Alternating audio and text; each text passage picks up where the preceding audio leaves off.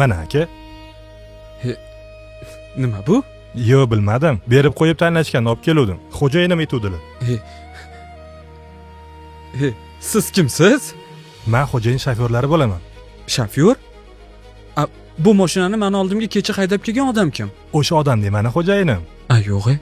Menga ruxsat. Sog' bo'ling aka. Rahmat. Omon bo'ling, xo'p.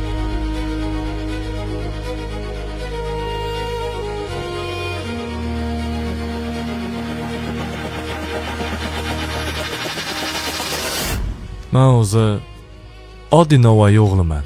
Yoshligimda odam oldilariga bitta boy og'aynlari kelardi. Ertalabgacha gaplashib turishardi. Ana odam zo'r kiyingan, o'sha paytda eng oxirgi mashinada, lekin odam bilan gaplashib turardi. Oddiy Navoiy bilan o'shanda tushunmas edim. Bu odam boy bo'lsa, boylar bilan ulfat bo'lmaydimi? Odam oldinlarida nima qilyapti deb katta bo'lib endi tushundim. Odam dildan gaplashishga bitta odam topolmas ekan. Samimiy odam. O'sha boy odamni dilini yorib gaplashadigan odamlari odam bo'lgan ekanlar. Yaxshiyam borsan, o'rtoq. Sen bilan gaplashsam yuragim yumshaydi, o'rtoq. Kiyimim kirku. Qo'ysang-chi.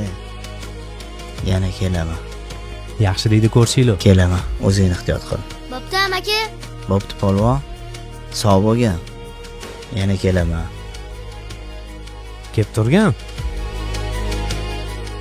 Xo'jayin hamma narsani topdi boy aytganingizdek. Lekin